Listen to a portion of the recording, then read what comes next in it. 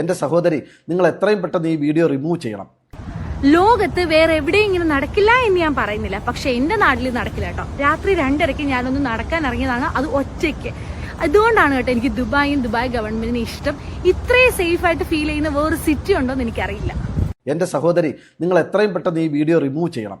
കാരണം ലോകത്തിലെ 4ാമത്തെ സാമ്പത്തിക ശക്തിയും വിശ്വഗുരുവും പ്രത്യേകിച്ച് നരേന്ദ്രമോദി ഭരിക്കുന്ന രാജ്യവുമായ ഇന്ത്യയിൽ സ്ത്രീകൾക്ക് രാത്രികാലങ്ങളിൽ യാത്ര ചെയ്യാൻ പറ്റുന്നില്ല എന്ന് പറയുന്നത് രാജ്യദ്രോഹ കുറ്റമാണ്. അതും ഒരു ഹിന്ദു സ്ത്രീ ഒരു മുസ്ലിം രാജ്യത്ത് പോയിട്ട് അവിടെയാണ് സ്ത്രീകൾക്ക് രാത്രികാലങ്ങളിൽ സുരക്ഷിതമായി പുറത്തിറങ്ങാൻ കഴിയുന്നത്, യാത്ര ചെയ്യാൻ കഴിയുന്നത് എന്നൊക്കെ പറയുന്നത് സത്യം പറഞ്ഞാൽ അവിടെയുള്ള ജിഹാദികളെ വെളുപ്പിക്കലാണ്. അതുകൊണ്ട് സഹോദരി, എത്രയും പെട്ടെന്ന് നിങ്ങൾ ഈ വീഡിയോ റിമൂവ് ചെയ്തിട്ട് നമ്മുടെ രാജ്യമായ ഇന്ത്യയിലേക്ക് പോയി രാജ്യത്തെ ഏത് സംസ്ഥാനത്തും ഏത് നഗരത്തിലൂടെയും നിങ്ങൾ രാത്രികാലങ്ങളിൽ ധൈര്യമായി യാത്ര ചെയ്ത് നോക്കൂ.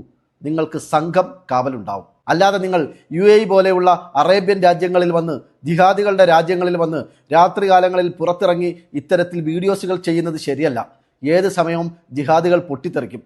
ഇപ്പോൾ തന്നെ നിങ്ങൾ ഈ വീഡിയോ ചെയ്യുന്ന സമയം അത് നിങ്ങളുടെ എന്തോ ഭാഗ്യം കൊണ്ടാണ് നിങ്ങൾക്കൊന്നും സംഭവിക്കാതെ പോയത്.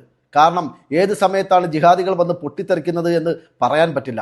അങ്ങനെ പൊട്ടിത്തെറിച്ച എത്ര സംഭവങ്ങൾ, എത്ര ഹൈന്ദവരായ സഹോദരിമാർ ഇതിനോടകം തന്നെ ആ രീതിയിൽ കൊല്ലപ്പെട്ടിരിക്കുന്നു. വാർത്തകളൊന്നും നിങ്ങൾ വായിക്കുന്നില്ലേ?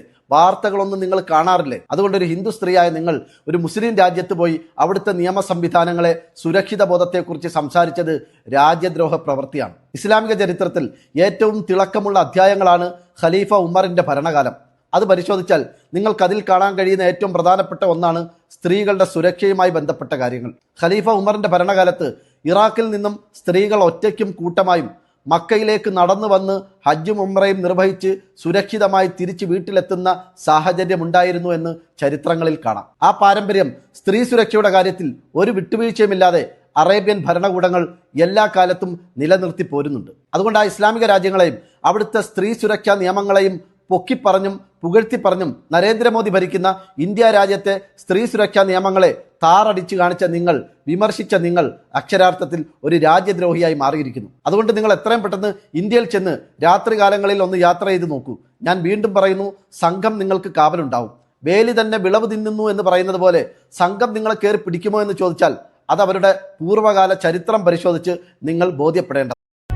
പെറ്റമ്മയും പിറന്ന നാടും സ്വർഗത്തേക്കാൾ മഹത്തരമെന്ന് ചൊല്ലിപ്പടിച്ചവരാണ് ഞങ്ങൾ.